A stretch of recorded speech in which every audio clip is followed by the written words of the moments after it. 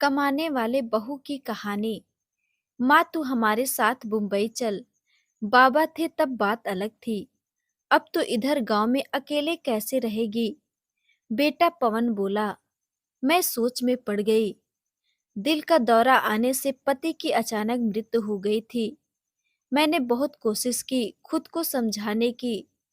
13वीं के बाद सब मेहमान चले गए। बेटा पवन और बहू मिताली दोनों इंजीनियर थे।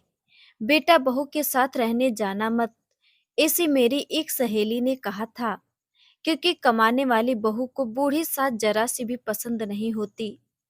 तेरे वहां जाने से उनकी स्वतंत्रता में बाधा आएगी और वह तुझे ताना मार मार के तेरा जीना हराम कर देंगे। जाने दो। भाई जब जिंदा थे तब उन्होंने अपनी सारी प्रॉपर्टी अपने बेटे के नाम पर कर दी थी।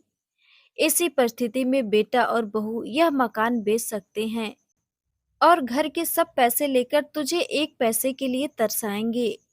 बेटे और बहू के साथ जाने के अलावा मेरे पास दूसरा कोई विकल्प नहीं था।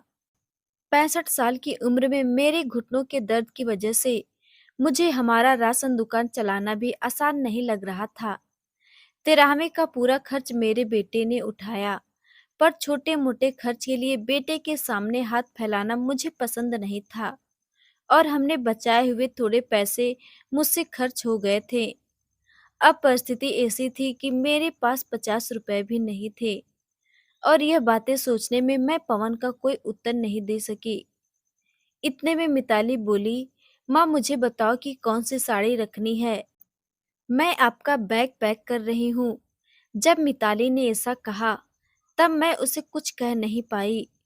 चुप रहकर उसके साथ मुंबई आई। पवन और मिताली यहाँ दोनों मेरा बहुत ख्याल रखते थे। हम साथ साथ बैठकर खाना खाते थे। उनकी याद नहीं आनी चाहिए, इसलिए दोनों मुझे बहुत खुश रखने का प्रयत्न करते थे। मेरा 7 साल का पोता रेहान तो दादी दादी करते हुए मेरे पीछे पीछे भागता था। मैंने कौन सी चीज मंगाई कि वह मुझे तुरंत लाकर देता था।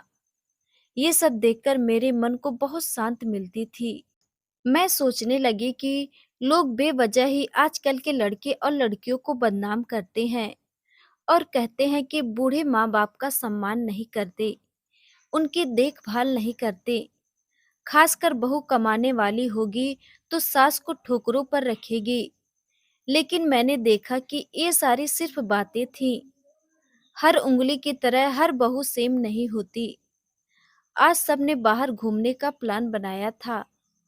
हम सब मॉल में गए। उधर घूमते घूमते पवन और मिताली एक दुकान में कुछ खरीदने के लिए रुके। मैं और रेहान थोड़ा आगे गए। आइसक्रीम की दुकान देखकर बोला, दादी मुझे आइसक्रीम खाना है। मेरे ऊपर जैसे बिजली गिरी, क्योंकि मेरे पास तो पैसे ही नहीं थे। दिन में कभी मुझे पैसे की जरूरत नहीं पड़ी। अभी क्या करें। मेरा उदास चेहरा देखकर रेहान वापस बोला, ले लो ना दादी प्लीज। माफ कर बेटा, मेरी पर्स घर भूल गई। मेरे ऐसे बोलते ही रेहान मेरी तरफ अलग नजरों से देखने लगा।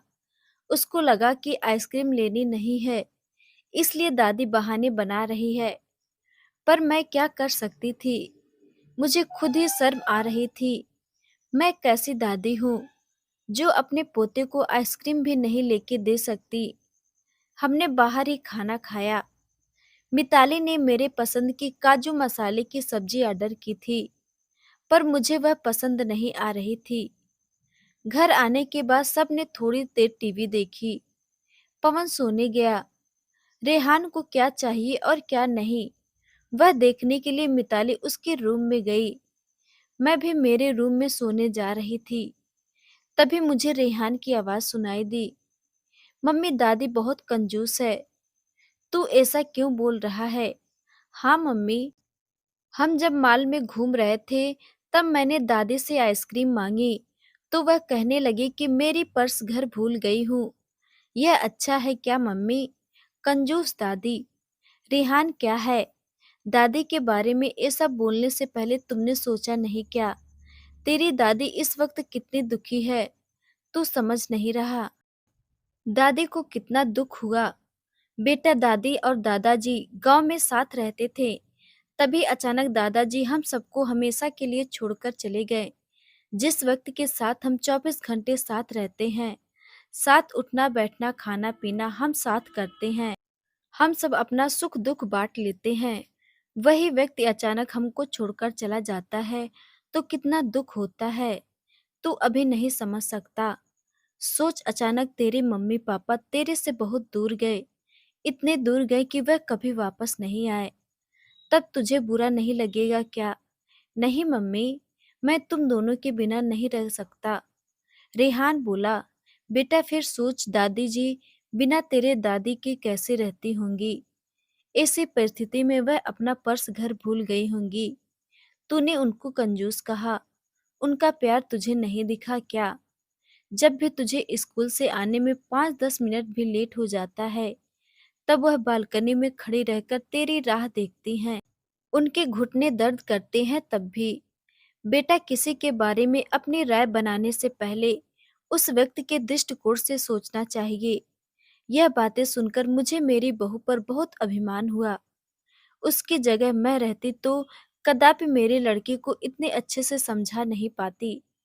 दूसरे दिन सुबह पवन ऑफिस गया और रेहान स्कूल। मिताली ऑफिस में जाते जाते मेरे हाथ में कुछ पैसे देने लगी। ये क्या है बेटा? मुझे पैसे की क्या जरूरत है? मैं बोली, है माँ, किसको कब पैसों की जरूरत पड़ जाए कह नहीं सकते। आप मंदिर जाते हो, कभी दान पेटी में डालो।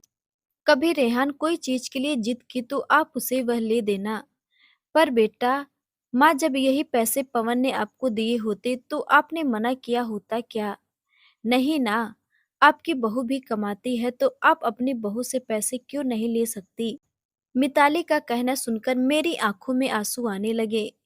जो मेरे बेटे नहीं समझ सके, वह मेरी बहू ने समझा। मेरी बहू जैसी बहू सबको मिले। मैंने भगवान से प्रार्थना की, ऐसी बहू मुझे हर जन्म मिले। लोग बिना कारण कुछ कमाती बहुओं का दुर्व्यवहार कर देखकर सब कमाती हुए बहुओं को दोष देते हैं। कुछ बहुएं मिताली जैसे समझदार, सुलझी और बड़ों का आदर करने वाली होती हैं।